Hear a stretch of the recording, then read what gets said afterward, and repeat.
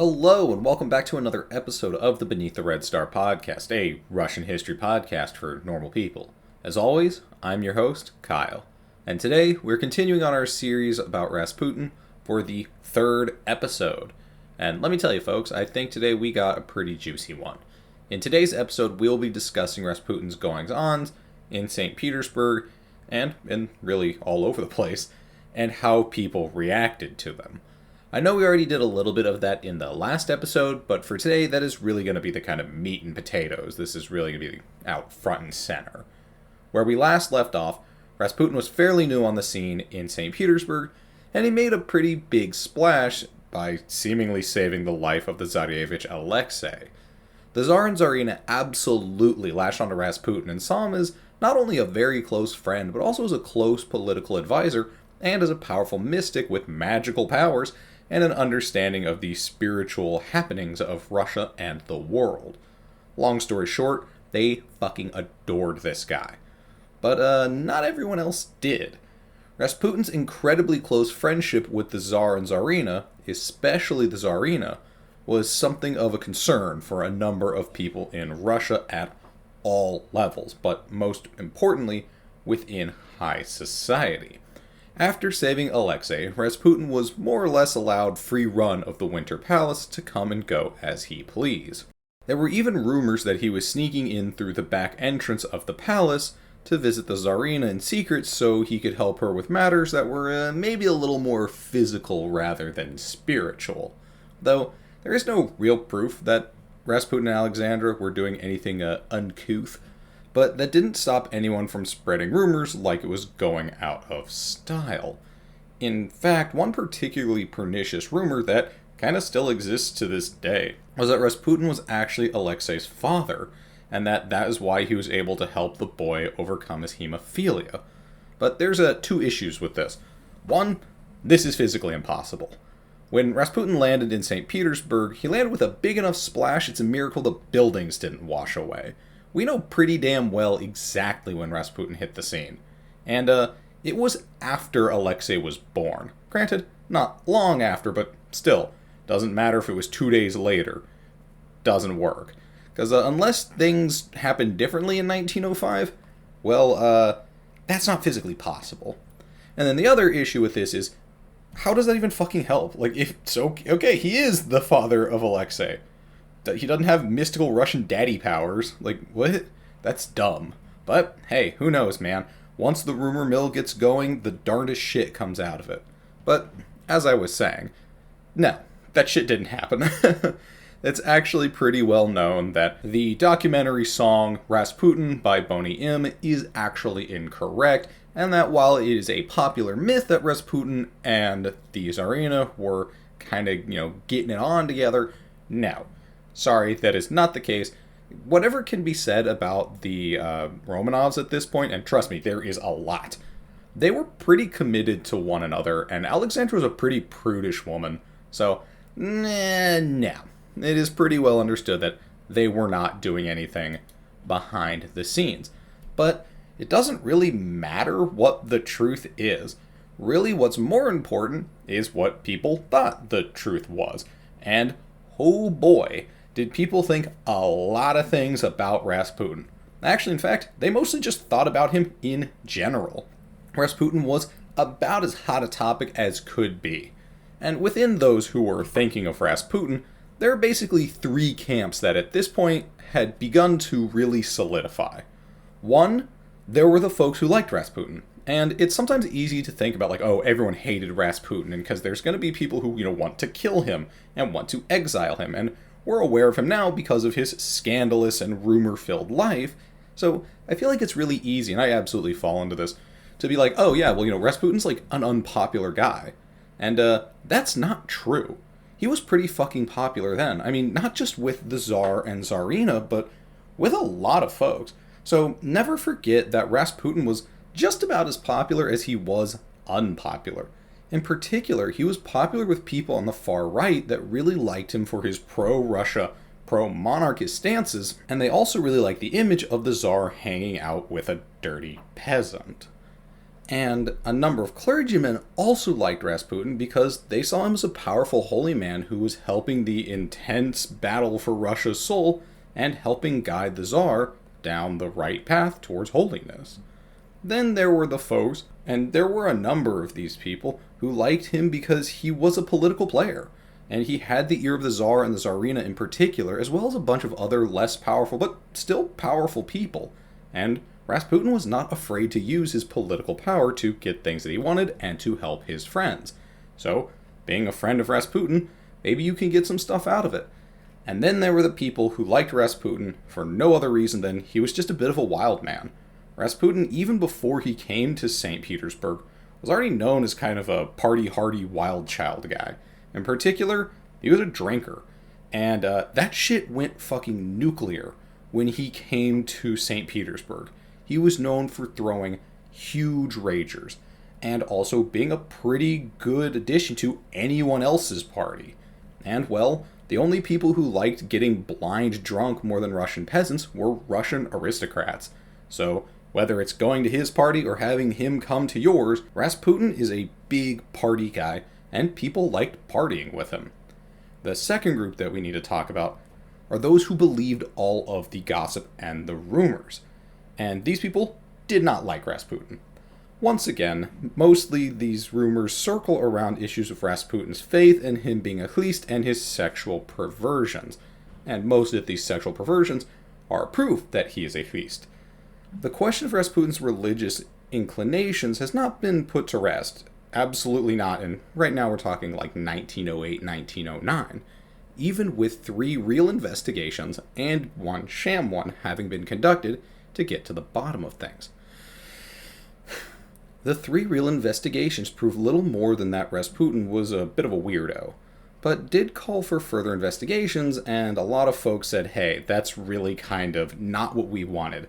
We didn't want, weird stuff, maybe more, check back. We want, yes, we got him dead to rights, this guy's a fucking weirdo, and then, I guess, some kind of consequences.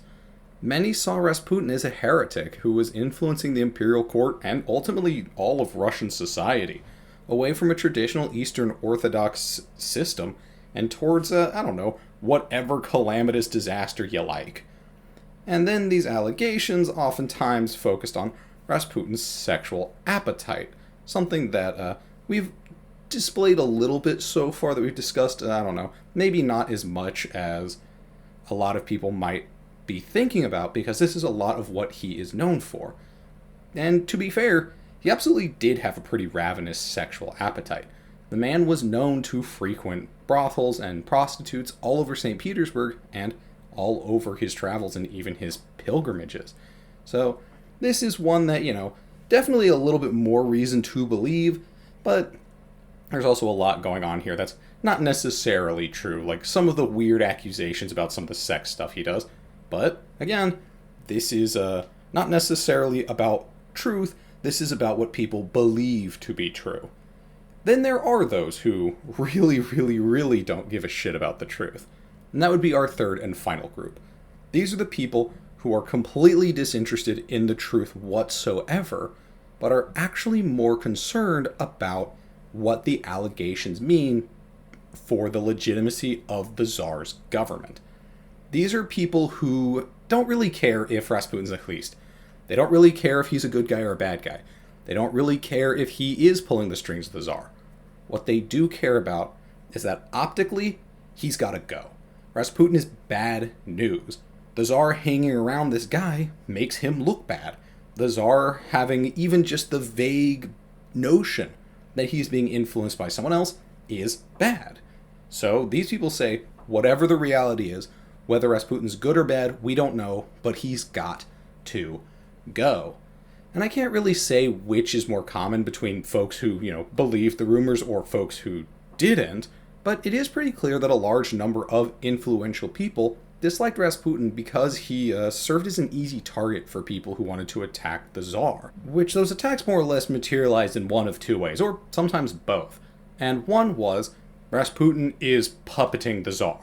That Rasputin is actually the one who holds the power, and he's the one giving the commands, and that's not really true, but there is a certain kind of shred of evidence in there being that Tsar Nikolai was known at the time, and today, as a bit of a pushover.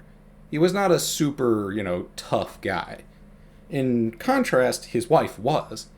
The Tsarina Alexandra was known as being a pretty strong-willed person, but she was also known for her very close relationship and the adherence of advice from one Grigory Rasputin. As well, the Tsar did also go to Rasputin for advice.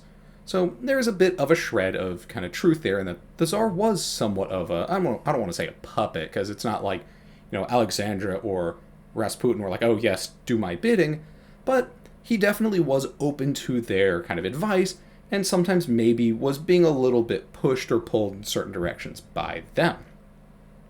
The other issue is that Rasputin became so closely intertwined with the Tsar and with the kind of image of the Tsar that to attack Rasputin was basically to attack the Tsar, and it gave people a really easy target to shoot at, because Rasputin is really easy to say, yeah, this guy's kind of weird and we don't like him and he's kind of gross and he kind of sucks.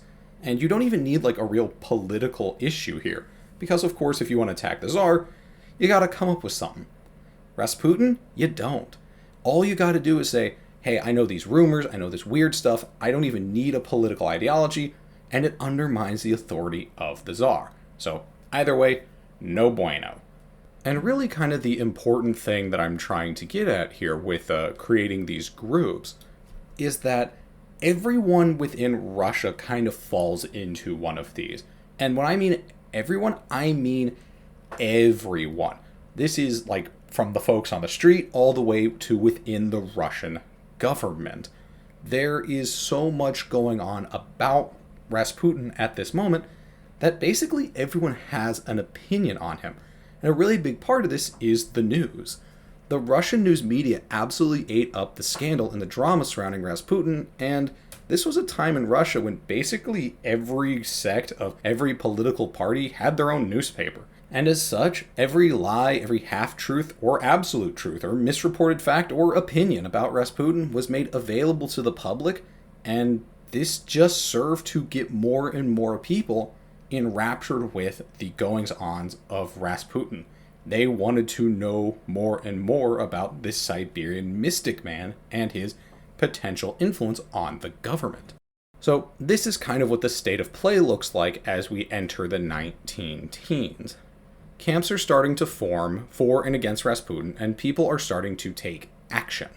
Or, well, I guess it's not entirely fair to say that, this is now when people are starting to take action, because people had taken action like, 1907, 1908 with our first round of investigations, but this is where things are starting to get a little bit more serious.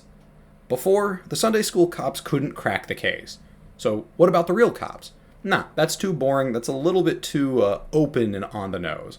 So what about the secret police? Yeah, now there's the ticket. The Russian secret police at the time was known as the Okhrana, and the man who ran the Okhrana at this time, this being about 1909, had a sinking suspicion that Rasputin was actually a radical terrorist who was going to kill the Tsar and Tsarina. And for being the head of the secret police, he did a really bad job of keeping this opinion secret. In fact, this little theory of his made it all the way to the Russian Prime Minister, a man named Pyotr Stolypin. And once he knew about this, the head of the Okhrana came to Stolypin and asked him to bring up the issue with the Tsar. He says, we need to do something. And Stolypin acquiesced to the request and told the Tsar about his concerns. Of course, the Tsar waved off the concerns and told Stolypin that you don't know Rasputin as well as I do.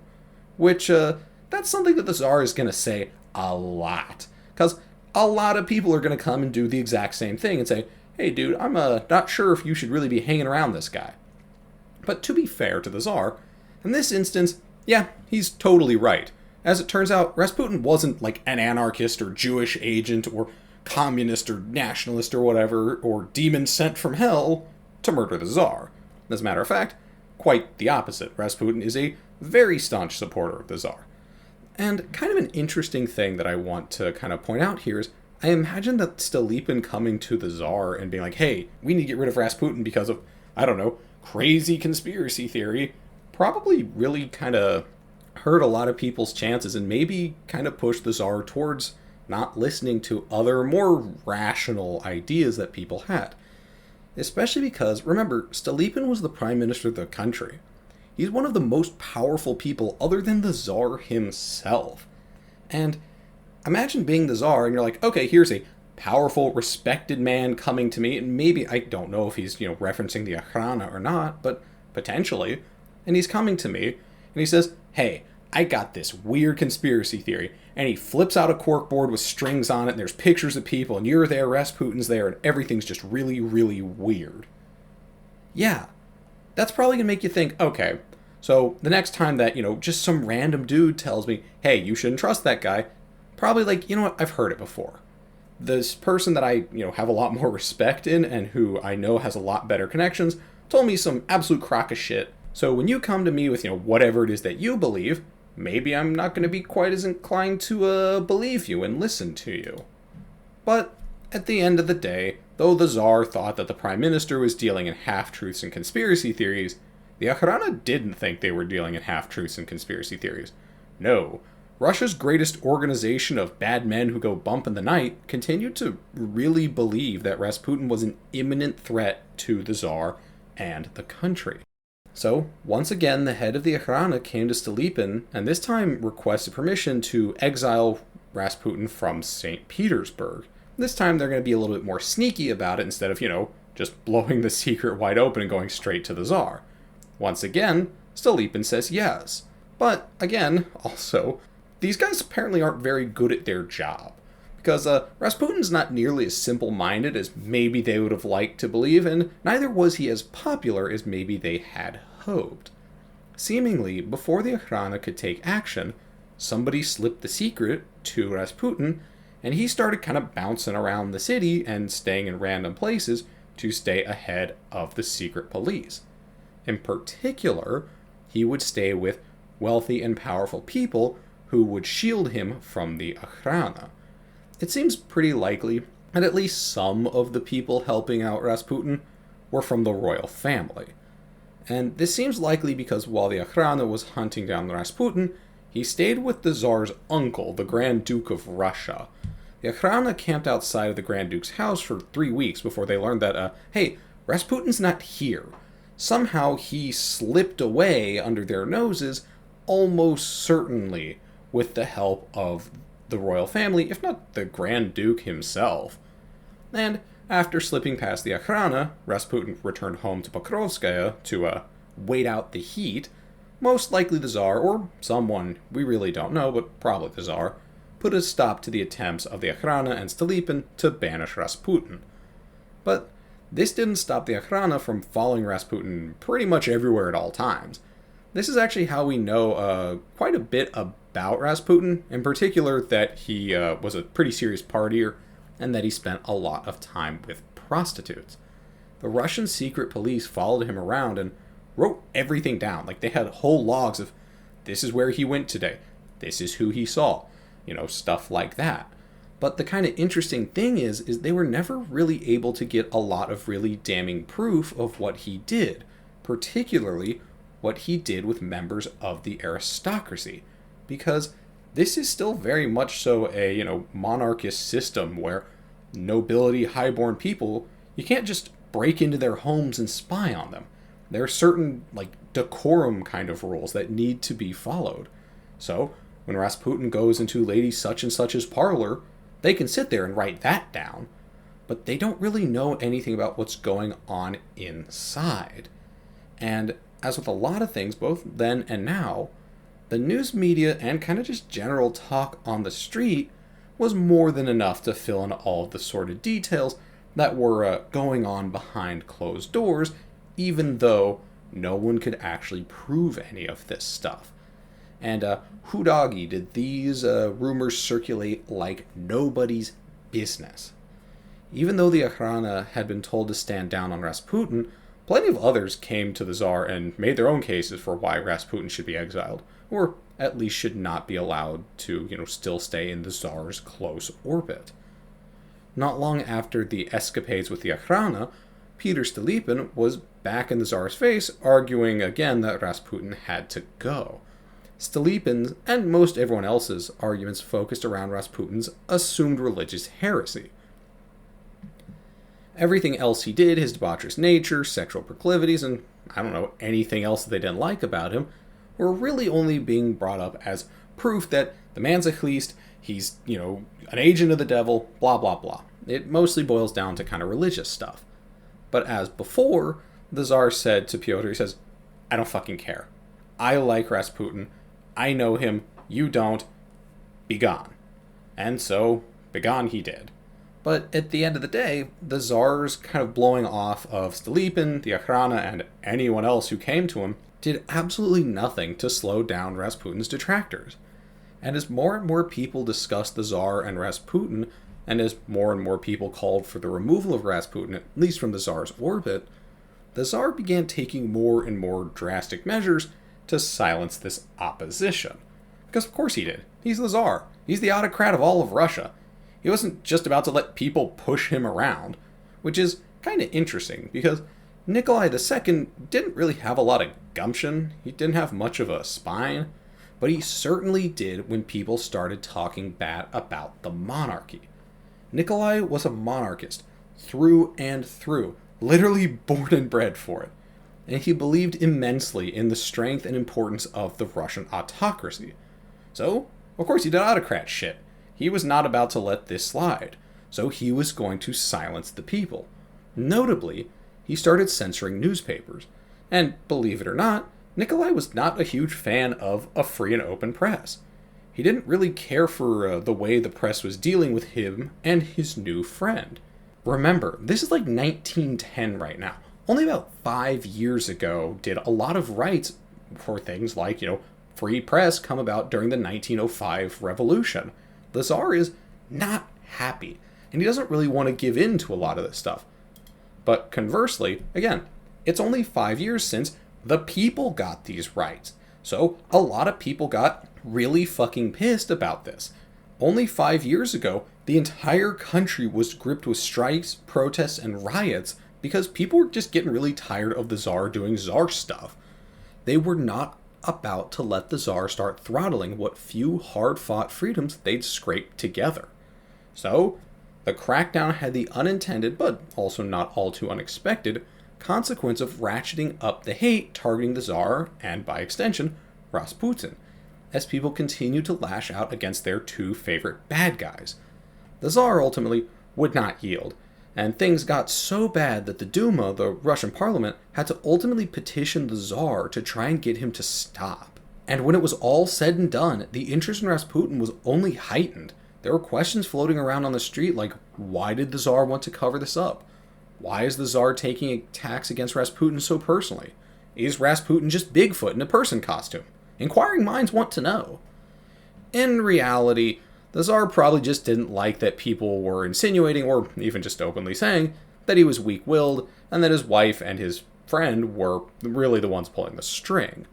Or he didn't like that people were saying that his wife and his friend were secret lovers. Or he didn't like that his friend was a bad person and secretly a Jewish demon spy sent by hell or the communists to destroy Russia. That's probably why. But at the end of the day, the discussion just spurred more discussion, and talk of Rasputin sold papers like nobody's business. So, the press is kept a-rolling. Someone else who was very aware of all the discussion of Rasputin was a man that went by the name of Grigory Rasputin. As it turns out, Rasputin didn't really like being in the limelight all the time. Rasputin claimed that the rumors about his sexual life and his religion and his schemes at court were all made up, and they were all just an attempt to destroy him and to undermine the Tsar. And to be fair, yeah, some of them were. He's not entirely wrong.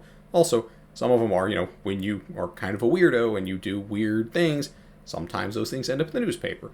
Especially when your best buddy is the emperor. But hey, whatever. But anyhow, at one point, he said that the rumors were so vicious that he wanted to leave St. Petersburg. So, he did. On February 18th, 1912, Rasputin packed his bags and bid the capital an adieu. And he said for good. Though, not so much. But anyhow, leave he did. And in his absence, the city went fucking bananas. They were in full Rasputin fever. Everyone wanted to know if and when he'd be back, why he left in the first place, where he was going, if they could meet him, blah blah blah blah blah blah. No matter what I may personally think of Rasputin, I kinda gotta agree with this one. Yeah, I don't know if I'd want to stick around either. So, this does not seem all too out of place for somebody to say, you know what, I think it's time for me to dip. But the people did find it particularly odd. They thought maybe he was fleeing, he was running. The people were in an absolute tizzy about anything Rasputin did. He could not step outside without, just flashbulbs going off. And an interesting example of how enamored the city of St. Petersburg was with Rasputin was an exhibition held by the Academy of Fine Arts shortly after Rasputin left. By all accounts, this exhibition was rather blah, and it was not received particularly well, and tickets didn't sell well at all. This was until they unveiled their showstopper, a full, life-size portrait of Rasputin. All of a sudden, anyone who could scrape together enough for a ticket was showing up at the Academy of Fine Arts to get a look. And much like the common folk, while Rasputin was away, the nobility and the well-to-do in the city continued to obsess over him, and they were kind of trying to figure out what to do with him. He's gone right now. Is he coming back? What's the game plan here? Whose side is he on? Questions like that. Especially at the time, the Duma was particularly concerned with the man, and the core of the argument about what was to be done with him and his potential use to the government all kind of focused around one of those three groups that I was talking about earlier. Those being the folks who like Rasputin, the folks who didn't because they thought he was a religious heretic and sex pest, and those who don't really care what he does or who he is, but that his optics are bad and was too close to the Tsar. So, as you might imagine, some people think, no, he's not a big deal, we want him to stay. Some people say, he's undermining the safety of the country, he should go. And then other people said, he's undermining the safety of the country, get that man back here, stat. So, debate. This debate really came to a head and got maybe a smidge out of hand on March 9th, 1912, as one representative, a man named Alexander Guchkov, delivered a pretty damning speech about Rasputin to the Duma. In his speech, Guchkov pretty much stated that he doesn't know Rasputin, he doesn't know what he's about, and he doesn't know what he wants or what he does or really why.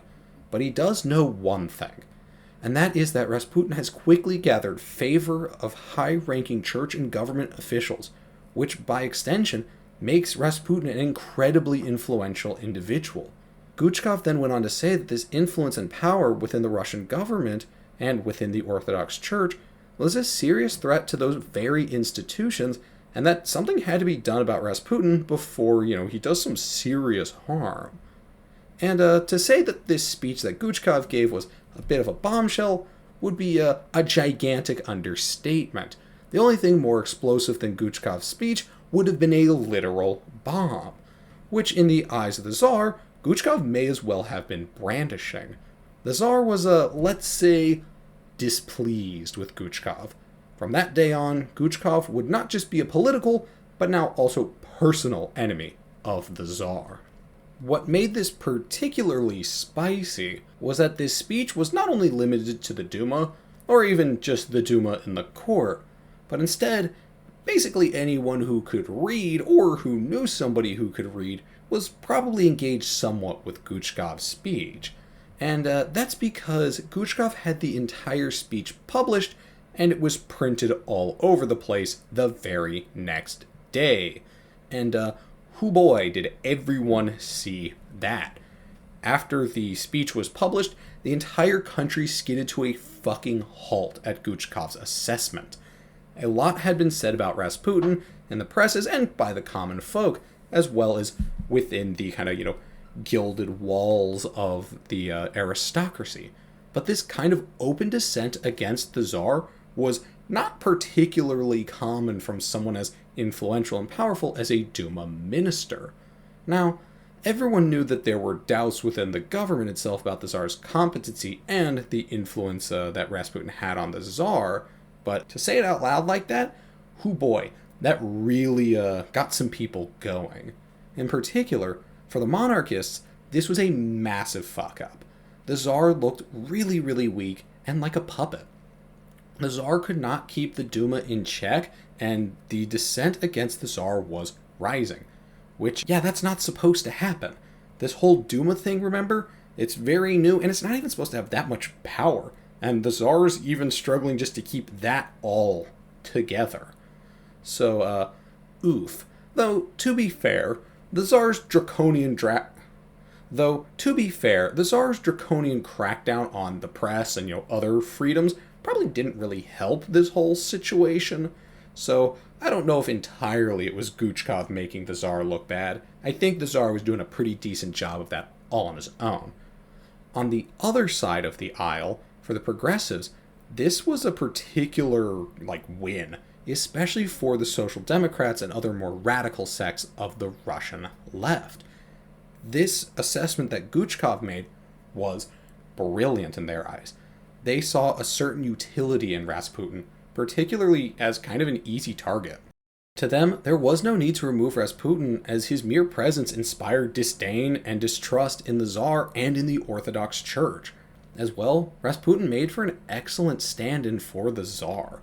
There's a lot to be said about how a lot of people didn't like Rasputin, but wanted him to stay in because they didn't like Rasputin, and they didn't like the Tsar, and they knew that putting them together, they would bounce off of each other and make themselves look bad.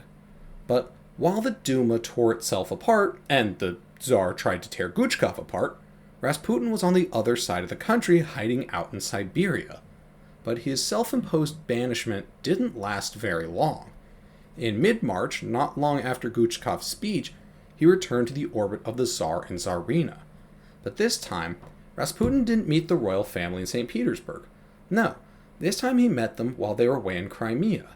This was an important event for the discussion of Rasputin and his influence, as it showed that the Tsar and Tsarina would not turn their backs on Rasputin, even in the face of rumors, scandals, and direct criticism of their own elected government. This was a particularly big fuck you to Rasputin and the Tsar's detractors, because a number of them seemingly really thought Rasputin was gone for good. Which, he was gone for all about a month. And a kind of added thing to this is he didn't come back to St. Petersburg. No, he went directly to the Tsar and Tsarina when they were on vacation. So, pretty easy to see they're still together in a big way. And an interesting thing happened while the royal family was in Crimea. It's not particularly important, but it is kind of neat. On March 16th, 1912, just about when Rasputin would show up in Crimea, the Tsar's sister Xenia Romanovna met with the princess Zenaida Yusupova, and the two talked Rasputin. Zenaida was absolutely obsessed with Rasputin, but not in a good way. She was not particularly a fan, not even a little bit. In fact, Rasputin repulsed her, and she ended up writing a letter to her son about just that. Zenaida Yusupova sent a letter to her son, a man named Felix Yusupov, warning him of the danger Rasputin posed because of his close connection to the Tsar. I won't tell you exactly who Felix Yusupov is, not just yet, but let's say, for now, he's going to be pretty damn important towards the end. Rasputin would ultimately spend a few months away from the capital, but would return to St. Petersburg in June of 1912. So that means he stayed away from the royal family for about a month, and stayed away from the capital for about 5. Not exactly the lifetime permaban that some people were hoping for. But hoo boy hot damn, when he got back were there plenty of people who were excited to see him. Not the least of which were his biggest fans, the Akhrana, who continued to spy on him and take notes on literally everything he did. Other than the literal spies, there were also the prying eyes of the news and reporters and photographers and whatnot, just random people on the street who would follow him around and hound him constantly. Since he had left, there was only one question on everyone's mind. Was Rasputin a Khlyst? But Before anyone would be able to get a satisfactory answer to this age-old question, Rasputin once again fled the capital on July 3rd, and once again he went home to Pokrovskaya.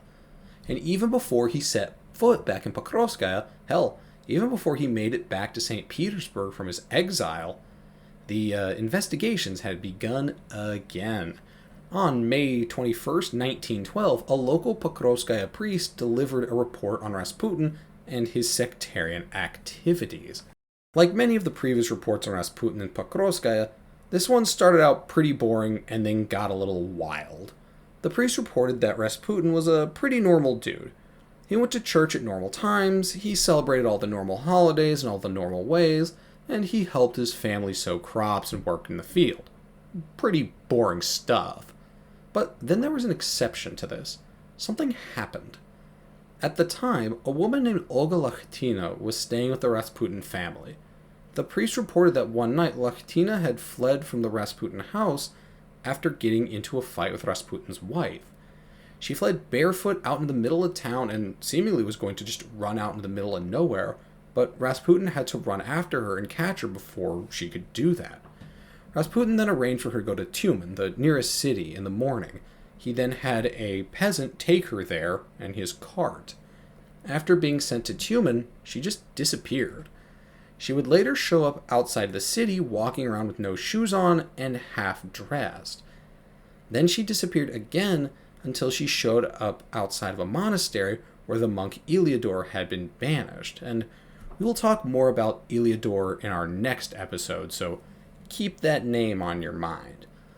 Olga Lakhtina was found completely delusional outside of the monastery. She was demanding entry and making suicidal threats against herself if she was not allowed entry. Ultimately, fortunately, they were able to talk her down before she hurt herself. And, as you might imagine, this report absolutely blew up when it became public. The news and those who didn't like Rasputin reported that Rasputin had destroyed the mind of this once respectable, well-to-do lady. They claimed that she had been stolen away from her family by Rasputin. They reported that while in Rasputin's home, she was physically and verbally abused by the Rasputin family, who would put her to work and treat her poorly, all the while she was subject to Rasputin's lecherous ways. But this wasn't strictly true. Actually, none of it was true at all. None of what the news reported about the abuse was true even a little bit. The priest's report about her running off and then ultimately ending up at Iliador's monastery threatening to kill herself, that was all true. But none of the abuse stuff. She didn't run away because of the awful abuses that were doled out by the Rasputin family. Rather, Olga Lakhtina was already known for having a number of mental issues, and that she'd already once run away from a mental institution prior.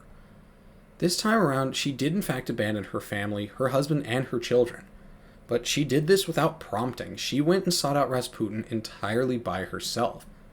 Rasputin didn't, kidnap her or anything, and by all accounts, he wasn't abusive to her, and the priest who wrote this report even stated as much. Instead, the issue that caused her to run out in the night was that, let's call it a bit of a doctrinal issue, in which Olga Lakhtina had a disagreement with Rasputin's wife about whether or not Rasputin was God. When Rasputin's wife refused to admit that her husband was in fact God, Olga Lakhtina became upset and fled. At the end of the day, there's no proof at all that Rasputin did anything even a little bit wrong or devious here, other than maybe not returning Lakhtina home. But everyone said, or at least everyone that was kind of familiar with the situation, didn't really have a lot of complaints about the way Rasputin behaved or what his family did. This included the priest who was writing this report.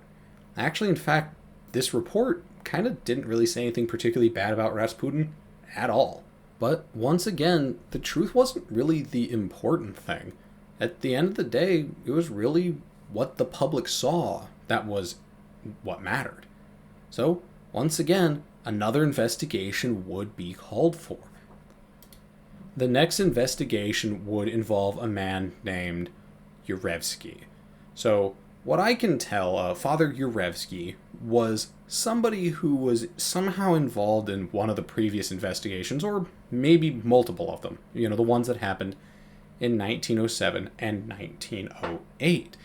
And Yurevsky had a bone to pick with Rasputin, and in kind of the weirdest way possible. As a matter of fact, Yurevsky had some issues with Rasputin's genitals. Apparently, Yurevsky never stopped looking into Rasputin since the end of the last investigation, and so he decided to add to the new rounds of investigation that were currently happening in 1912. Yurevsky's addition would ultimately be a 200-page report detailing the troubled past of Rasputin. His report pointed out that Rasputin was a bit of a troubled youth who often found himself on the wrong side of the law. And instead of him being arrested or punished for any of the things, in any formal way, the townsfolk would dole out some good old-fashioned frontier justice. And they would do this by getting a group of people together, grabbing Rasputin by his arms and legs, and then throwing him up in the air and just allowing him to fall onto the ground. Apparently, according to Yurevsky anyways, this happened a lot. And apparently one of the times this happened, Rasputin landed wrong and somehow messed up his junk. And from that point on, Rasputin could apparently no longer feel sexual pleasure, but now had the power to get an erection at will and could maintain an erection indefinitely. According to Yurevsky, Rasputin would then use his magical penis powers to have sex with the high society ladies of St. Petersburg in order to drive the devil out of them. And that apparently Rasputin did this not for, kind of sexual desire, because apparently he lost that ability, but because this was part of his kind of twisted views on religion. As you might imagine, Yurevsky didn't really like Rasputin. And apparently, he told this weird story about Rasputin's penis to just about anyone who would listen. And sometimes even people who didn't want to, because apparently Yurevsky was a teacher at the local seminary, and he would just tell his students this, apparently. So, yeah, bit of a weirdo himself. Ultimately, Yurevsky recommended that Rasputin be banished to a monastery where he would be held in exile for his heretical ways, I guess, till the end of his time, or till the end of his days. I don't really know how that works. The report was ultimately found to be so dumb and nonsensical that the head of the investigation reportedly immediately threw the entire 200-page report into a fire after reading it. So, yeah. And then after that, the investigation closed. So, looks like we got nothing on this one, either. As before in 1907, there was no definitive proof of Rasputin doing anything really heretical or weird in a religious sense. And much like the last time, the only thing these new rounds of investigations would really serve to do was pump up interest in Rasputin and put fresh rumors into the head of the public. And with new ideas and freshly stoked interest in Rasputin, all of Russia cried out for an answer to the same question. Who on God's green earth was Rasputin, and what the fresh hell is he up to?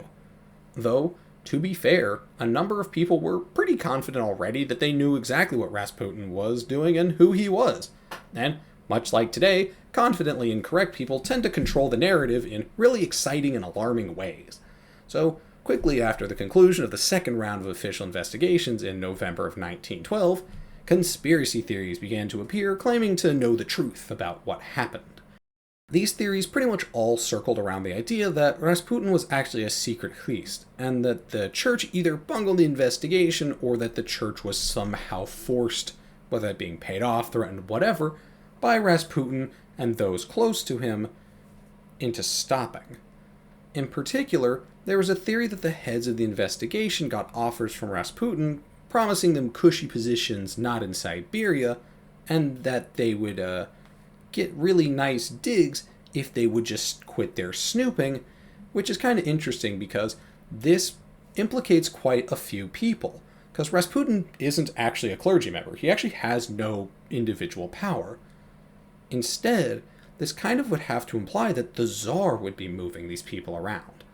So, there you go. again, this is exactly what's going on. This is why a lot of the folks on the far right, the kind of monarchist nationalists, Russian nationalists, don't like this stuff. They are seeing Rasputin's behavior as undermining the Tsar. Or they are seeing presumed behavior by Rasputin as something that undermines the Tsar.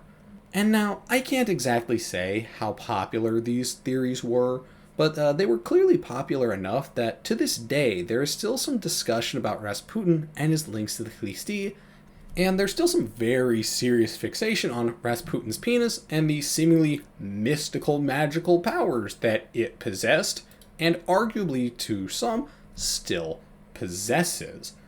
Which is ultimately why I now have the very peculiar task of dispelling some myths about Rasputin's most famous appendage. First and foremost, it's not actually in a jar in a museum. This is an incredibly common myth about Rasputin's penis, and is very likely to not be true. Of course, I cannot guarantee this, but it's pretty well understood that no, this is not the case. Not the least of which being that, as the story goes, his penis was taken while an autopsy was conducted after his death, and then was jarred because it supposedly had magical powers. I find that to be a little bit way super far out there, because there was, of course, an autopsy after his death. Spoiler alert, Rasputin was murdered, but the guy who did the autopsy wasn't just, like Weirdo Joe's, autopsy and fish tackle store. It was an imperial doctor. This was being done at the behest of the imperial government in St. Petersburg.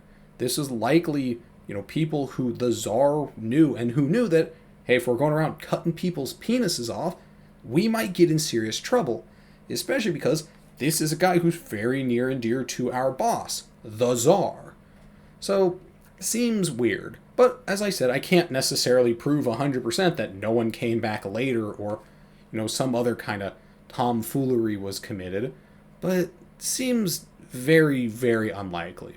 Not to mention, while of course there are beliefs in Russia and around the world to this day about things like, relics. These being items from saints, usually body parts, hair, pieces of skin, bones, whatever, that have kind of quasi-magical powers. I don't know, man. This is like a bit of a lot. Rasputin's penis having magical, sex powers is kind of beyond the pale for that. And I get it that a lot of people like to be like, oh, Russia, it's a superstitious place, or this or that. It's the, early 20th century. Everywhere's superstitious, but it does seem a little bit kind of like a far stretch to be like, yes, we have very serious people who are going to come out and say, we believe that this man's penis has magical sex powers, and as such we need to pickle it in a jar. The whole thing is just kind of weird. And then at the end of the day, there's just kind of no real solid proof that there's anything tying this jarred penis to Rasputin. And if you were wondering why I keep referencing a penis in a jar, it's because at a St. Petersburg museum to this very day, there is a pickled penis in a jar that people claim is Rasputin's. And kind of last point is, of course there is. Of fucking course there is. If I was a guy who ran, kind of a weird museum or something, of course I would say, yep, come and look. Because we haven't moved that much farther on from the folks in 1912 on obsessing about Rasputin, in particular, his sexual conquests. Which is why I wanted to go ahead and dispel some of this stuff, because I know, as a matter of fact, that there are people out there, there are people listening to this, who are going, as soon as I said Grigory Rasputin from the very jump, they went, I know about his penis. And it's weird. It's kind of strange that I have to bring this up, but there you go. If anyone ever tells you that history is serious, then you can direct them here to where I just spent a few solid minutes of my life talking about how the people of Earth haven't gotten over legends about the penis of a man who died 100 years ago, and that people to this day will still pay good money to go see what they believe to be that penis. So, there you go. I hope this makes your day better. Now, I'm going to be moving on from Rasputin's penis, but it is important to know that Russia couldn't at that time, and that we kind of still can't today, and that those accusations about Rasputin, and particularly the kind of weird sex powers that he had, and his desires to have sex with people to cleanse them of their sins, were so potent that nothing has seemingly been able to expunge them from the public memory of Rasputin. So, anyways, back on topic now, our friend Guchkov comes back. Remember, Guchkov doesn't really like Rasputin, and he sees him as a bad influence on the Tsar and on the government. So, he doesn't really respond all too well to the results of the 1912 investigations. So, Guchkov sets up a meeting between Rasputin and a man named Vladimir Bochborevich. Bochborevich was an expert of Russian religious sects. Guchkov thought that if anyone could nail down Rasputin as a Khlyst, Bochborevich was the man. So, the two men met at a number of occasions, and Bochborevich got to know Rasputin fairly well. And ultimately, he finally gave it a definitive answer to the question that had been burning in the minds of all of Russia. Was Rasputin a Khlyst? No. Bochborevich reported that without a doubt, Rasputin was a faithful observer of the Orthodox Church, and that his actions and beliefs fell well within the accepted church practices. Considering it's 2024 and this is hour 3 of me talking about Rasputin, I think it's pretty fucking obvious that not everyone agreed with that assessment. Pretty much, the camps were set and no one was going to change sides, not anytime soon. People knew what they wanted to, and they believed what they wanted to, and no amount of proof one way or the other was about to make them change their minds. Guchkov himself, the man who touted Bochborevich as the man who would be able to make the final lasting judgment, ultimately just didn't listen and said, nah, fuck it, I still think Rasputin's a Khlyst. You're wrong, you're somehow corrupt, or I don't know. We always find ways to never be wrong, and Guchkov apparently is the world champion at that. And much like those who didn't like Rasputin, and continued to see his outlandish behavior and his sexual appetite as proof of his heretical sectarianism, the Tsar and Tsarina continued to see proof that Rasputin was actually the holy man that they believed he was. In particular, in September of 1912, about 2 months before the final investigation would end, Rasputin would once again save the life of the Tsarevich Alexei. Much as before, Alexei was injured and modern medicine couldn't do anything to save him.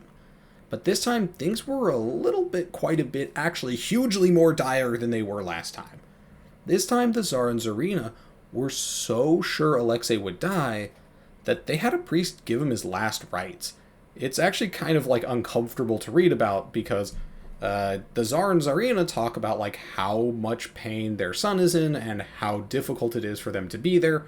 The Tsar has to leave because he can't be in the same room as his kid, as he's pretty certain he is dying a horribly painful death. Which, I don't like the Romanovs. They are horrible, monstrous people, but you gotta have a little sympathy there. That's pretty fucking rough. And to make matters worse, Rasputin wasn't there. Rasputin was still in Pokrovskaya. So, around the same time that the priest gave Alexei his last rites, the Tsarina sent a telegram to Rasputin in Pokrovskaya. In the telegram, she told him of how bad the situation was and how difficult it was, and she absolutely begged him to pray for her son's survival. And Rasputin responded that he would. And wouldn't you know it, Alexei, who that night was slated to die, was on the up and up the very next morning. As we talked about previously, no one really knows why Alexei survived. No one really knows how this happened. And there are basically 2 theories at the end of the day. One of them I believe, and one of them I don't. The first one is Jesus magic. And believe it or not, that's the one I'm not putting a whole lot of stock into.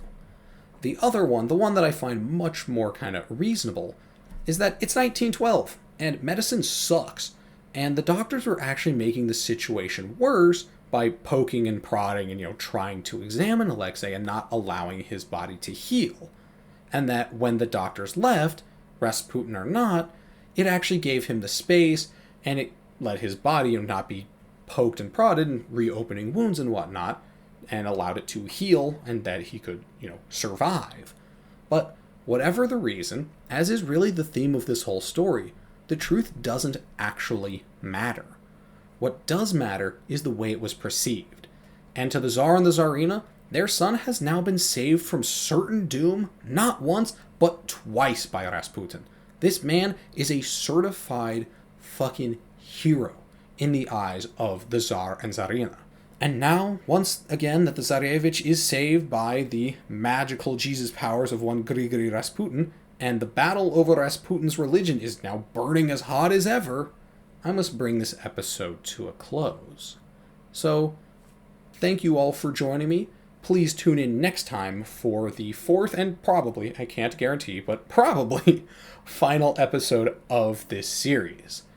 As always, I hope you have enjoyed this episode. If you did, or even if you didn't, please don't hesitate to leave me a comment and tell me what you liked, what you didn't like, what you want to see more of. You know the drill. But for now, it is time for me to go. Thank you all for listening. I hope you all are having a wonderful day, and I'll catch you for the next one. Bye-bye.